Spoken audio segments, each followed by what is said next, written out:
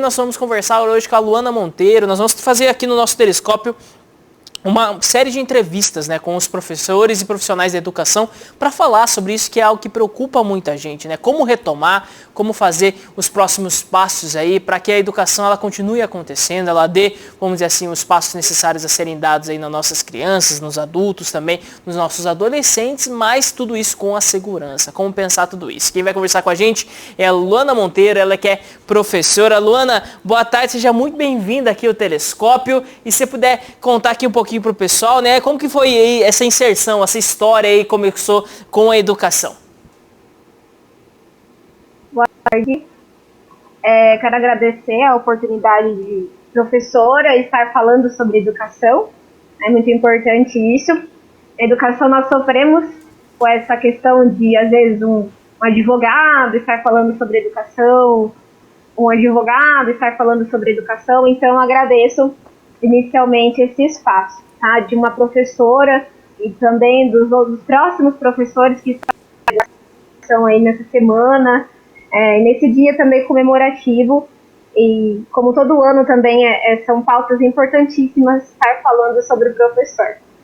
Então você me pergunta um pouco sobre como foi aí a minha vivência, né? Um pouco sobre a minha história na educação. Isso. Bom, eu me formei primeiramente, né, o meu desejo de ser professora surgiu ali no ensino médio, porque eu gostava da escola, aquele ambiente, aquele convívio, aquele espaço, aquelas práticas, né, aquela interação social, aquela prática social escolar sempre me motivou muito. Eu queria estar ali, eu queria viver ali, eu queria continuar ali. E eu admirava meus professores e queria fazer a mesma coisa que eles faziam. Então eu decidi ser professora e pensava, né, acreditava que com a educação, com a prática docente, eu poderia fazer uma função social, construir a minha função social no mundo, né, na comunidade onde eu estaria inserida.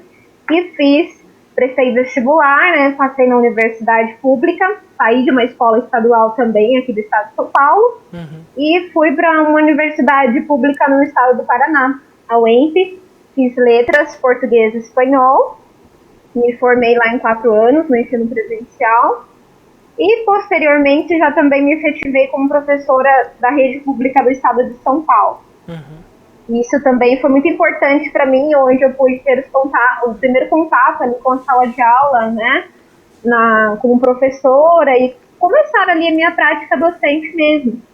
Depois de um tempo também ingressei como continuação da minha formação docente, ingressei no mestrado na UFSCar, mestrado em educação na área de formação de professores, como orientando do professor Ivan, né, que é professor Ivan Fortunato, que é também professor do Instituto Federal de Itapetininga, que também realiza um grande trabalho na formação de professores de Itapetininga. Ele passou também aqui por entrevista com você, um grande professor aqui em Itapetininga. E terminei o mestrado e agora estou como doutoranda na Unesp também de Rio Claro, na área de educação, como formação de professores também. E estou afastada da Secretaria Estadual de Educação para fazer o doutorado e continuo como professora e coordenadora na ETEC. Sou coordenadora do ensino médio integrado ao técnico e tenho também as aulas de língua portuguesa e língua espanhola lá. E resumi aqui em poucas palavras sobre um pouco da minha vida como professora. Não, isso é muito importante mostrar, né, que assim, além da prática da sala de aula, daquele encontro com os alunos, tudo, né, você também tem essa preocupação acadêmica muito séria, né, de pensar a educação, de pesquisar a educação, de aprofundar, né. E conta pra gente, vamos dizer assim, né, primeiro, como você falaria o impacto desse momento, da pandemia, dessas mudanças todas, dessa mudança para a aula remota, tudo, na educação? É algo que é possível mensurar? É algo que pode ser, vamos dizer assim, é algo muito grave? É algo que você considera leve? Como você vê esse impacto? Olha, na verdade, essa pandemia ela tem um grande impacto na educação, imenso, né? Principalmente na formação na vida dos professores e também na questão na vida dos nossos alunos, e também quando eu falo nas questões de investimento. E se você começar a buscar os investimentos que foram tirados da educação nesse momento, né, foram tirados na calada da noite, né, da educação, assim, são assustadores e continuam sendo retirados, né, nessa questão da pandemia, usando vários discursos aí como argumentação pela pandemia. Então, eu acredito também, né, que essa questão do retorno, né, vamos colocar que é uma grande polêmica, o retorno. Uhum. Você pensa, não, vamos levantar a bandeira, não vamos retornar. Uhum. Mas eu penso, quando você fala não vamos retornar, você tem que pensar numa outra questão também que é gravíssima. Não vamos retornar, e então como nós vamos ficar? Nós vamos ficar, então, no ensino remoto. Daí a gente também pensa como que está esse ensino remoto. Nós estamos com uma invasão gigantesca, né? Nós estamos com uma estrutura provisória, que nós saímos em março, as escolas pararam aí em março, e elas pararam com a seguinte questão, nós estamos com uma estrutura provisória de ensino, que vai durar alguns meses, que era que todo mundo, até o sistema de ensino previa isso, né? Uma estrutura provisória, e que, na verdade, essa estrutura provisória está se estendendo o ano todo.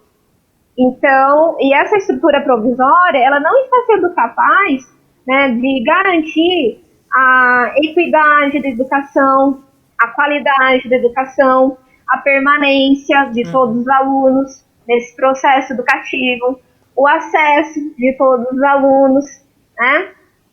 Mas, por outro lado, quando eu falo, então vamos retornar, só que a gente não tem condições de retornar.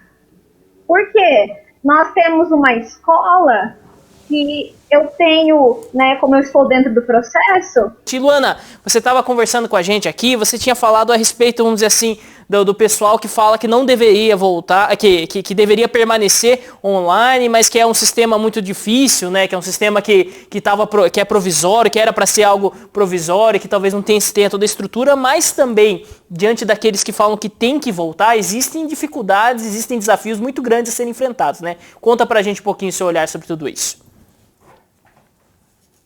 Manda um pouco, né, para continuar o nosso raciocínio aí, quando a gente levanta a bandeira e diz que nós não podemos voltar, nós temos, assim, um sentido muito grande, uma verdade muito grande, né, uma realidade presente nesse discurso, porque realmente as nossas escolas, elas não têm condições mínimas para receber esses alunos de uma forma segura, né? Nossas salas de aulas estão super lotadas. Antes dessa pandemia, nós não tínhamos, né, produtos de limpeza na escola, né? Nossa escola vivia, assim, muito apertada mesmo, com todas as medidas de limpeza, desde a questão do material para executar a limpeza, até questão de pessoas mesmo, né? A parte pessoal para estar realizando isso daí. Enfim, questão de verba mesmo que vinha para a escola. Muitas escolas realizam a compra de produtos de limpeza, de higiene, né, para o banheiro, para deixar, por exemplo, na sala dos professores, em todos os ambientes escolares, no refeitório, com o dinheiro da cantina, né, porque o Estado não faz essa responsabilidade. Enfim, muitas escolas realizam isso ainda. Então, antes da pandemia, a gente já vivia essa situação. Daí vem com esse discurso, mas agora o Estado vai zelar por isso, agora o Estado vai se comprometer com isso para que possa voltar. Então, é legal que a sociedade, os pais, né, que têm os seus filhos nas escolas, possam ir até a escola e pergunte para a diretora, pergunte para o diretor, quantos litros de boa, de água sanitária, o Estado está enviando para vocês? Daí o gestor escolar vai passar.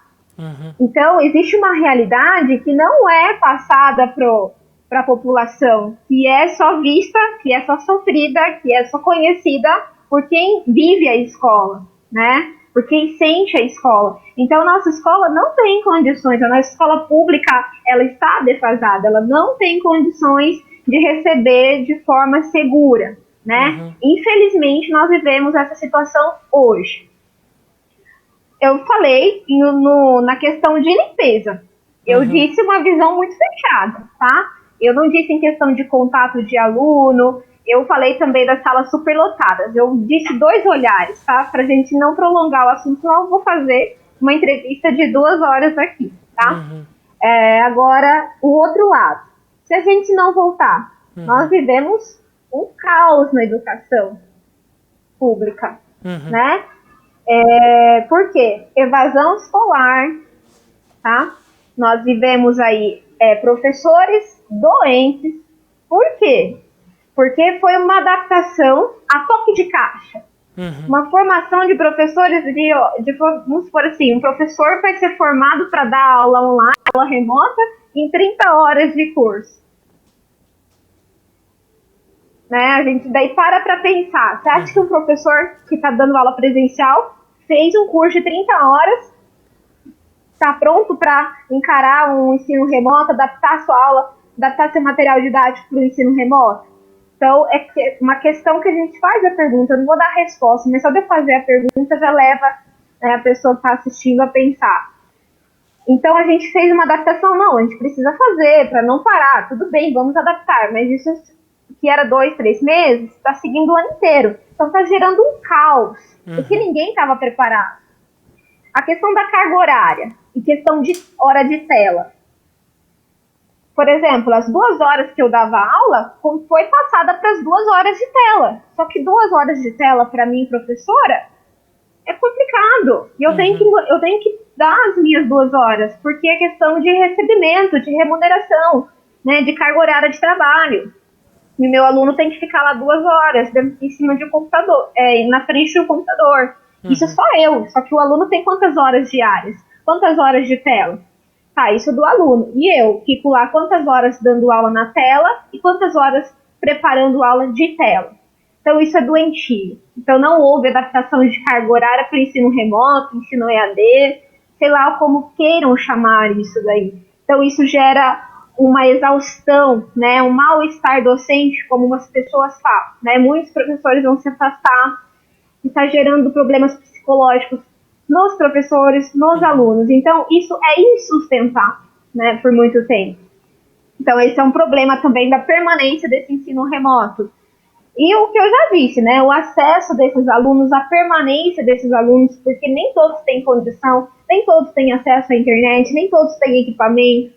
E outra coisa, será que com esse ensino, com essa situação, com essa estrutura, nós estamos conseguindo garantir a qualidade? E, né, nós sabemos que a educação brasileira ela sofre com essa questão de qualidade, que carrega desde lá da formação do professor, da grau, do ensino, do currículo, enfim, N questões que interferem na qualidade. Será que a gente está conseguindo ofertar qualidade mínima para esse aluno? Poxa, nós trazemos para a escola alunos que têm sonhos, né? Nós, os alunos dos terceiros anos, eles trazem para a escola sonhos de prestar um vestibular, de passar na universidade. E aí, o que nós estamos fazendo? Nós, professores, eu digo no geral, não estou falando só o meu caso, né? Estou representando todos os professores aqui. Será que nós estamos conseguindo alimentar esses sonhos dos nossos alunos? Isso é uma demanda nossa, né? Da educação do país. Os professores trabalham também com sonhos, com formação do sujeito, com formação do ser humano. Nós não estamos ali na frente do computador somente depositando conteúdo, né? Então tem todas essas questões que deixam esse ensino remoto um caos, né? Que torna esse ensino remoto insustentável por muito tempo, né?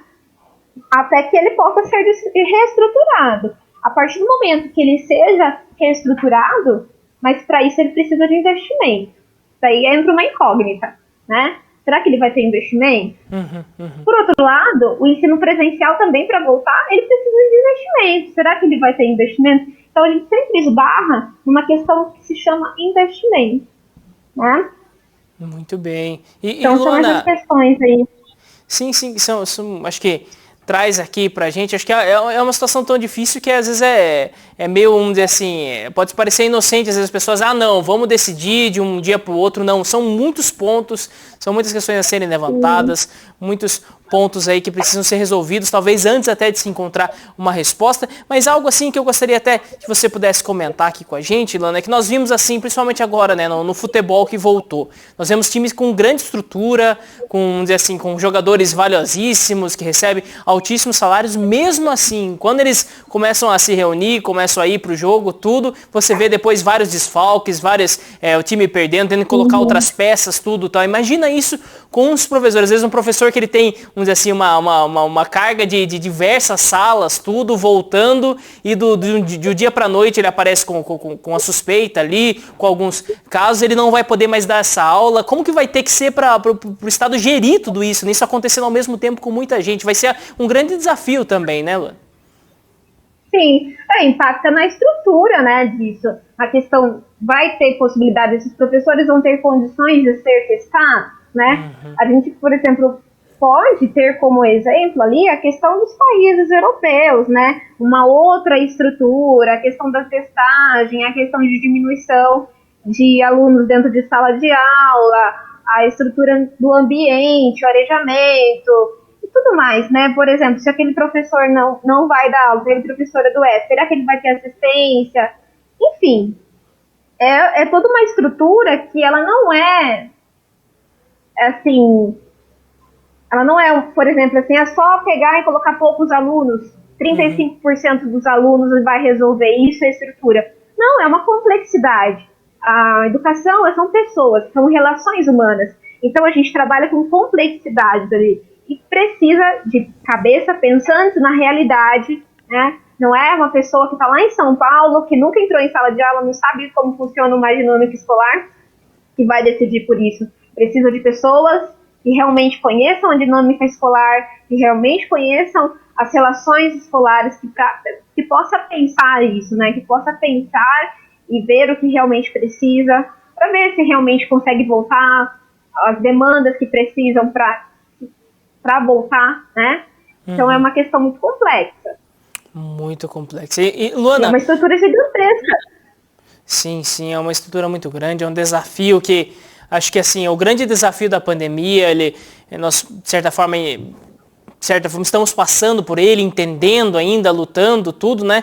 Mas tem toda a dificuldade. Eu só gostaria que você comentasse pra gente aqui, Luana, por favor, a respeito, vamos dizer assim, de algo que foi muito levantado, e se você puder dar a sua opinião a respeito, vamos dizer assim, do grande exame nacional, que seria o Enem, né? O Enem é um exame, vamos dizer assim, que num ano onde tanta coisa mudou, num ano onde talvez a isonomia, né? Ou seja, a possibilidade de cada um dos alunos de terem as aulas, tudo, ela foi um pouco mais afetada do que já era, tudo. Será que, vamos dizer assim, teria como, de certa forma, não deixar esse ano passar? Isso também afetaria, talvez, outras coisas e tudo? Eu acredito que seja um tema complexo também, mas qual a sua opinião a respeito disso?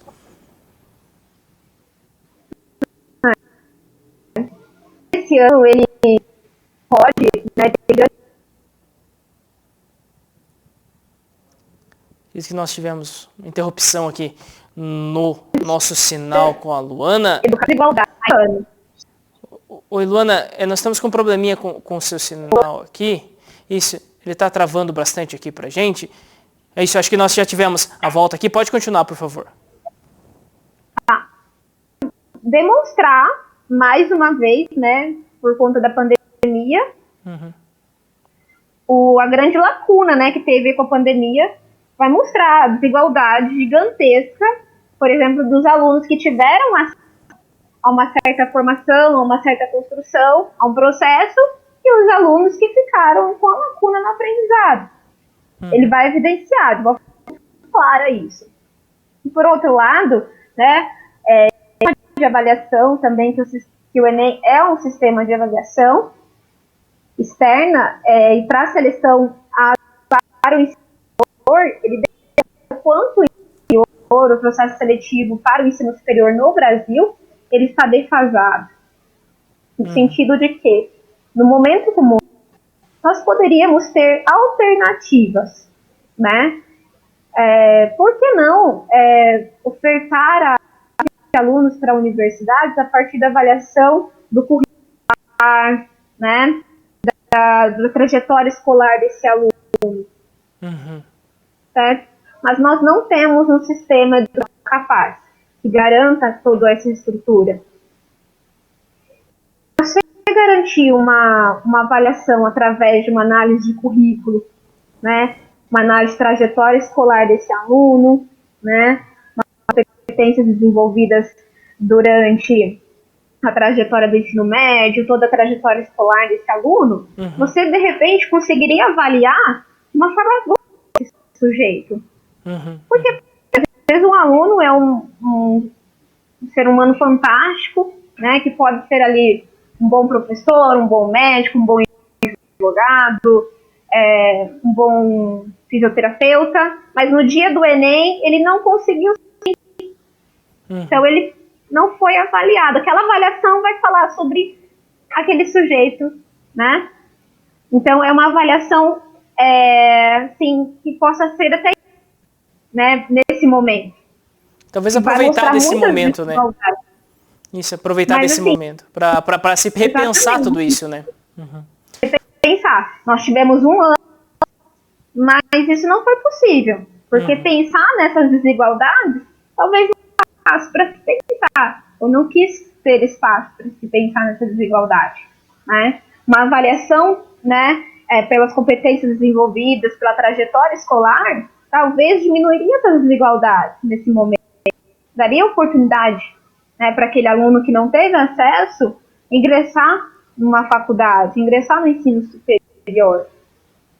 Muito eu bem. dei o ano passado para um segundo ano, que era uma escola estadual. E eu sei que muitos deles eu acompanho pela rede social e eles falam, eu estou de férias esse ano. E eles estão tendo aula. E são alunos fantásticos, que poderiam ter um terceiro fantástico e cansar numa faculdade no ano que vem. Ou seja, é uma situação muito difícil que levanta muitos questionamentos mesmo, né, Luana? Luana, eu vou precisar terminar aqui o programa de hoje, mas eu gostaria de agradecer muito a sua participação aqui com a gente, todas essas informações aqui que você trouxe, aqui o seu olhar a respeito de tudo isso. É sempre muito importante para nós aqui do Telescópio, ainda mais nessa semana aqui, né, do Dia do Professor. Eu gostaria já de me antecipar aqui, né, de dar para você já os parabéns aí pelo dia 15 e tudo, também que transmita aí a seus colegas e todos aí, aqui os professores de Itapetininga, essa a importância de estar se conversando sobre educação também. Agradeço bastante. Se tiver algum recado final aqui, fica aberta a câmera do Telescópio para você. Eu agradeço a estar esse espaço para o professor falar sobre a educação, né, que é o professor que pode falar da educação, que é ele que está ali. E os demais colegas aí que irão falar também terão total propriedade, e que os pais, os familiares reconheçam que a escola não parou, ela está funcionando, que as aulas voltarão, não, as aulas voltarão, estão acontecendo desde março, as aulas não pararam, as aulas estão acontecendo, os professores estão trabalhando mais do que nunca, a nossa carga horária triplicou, né?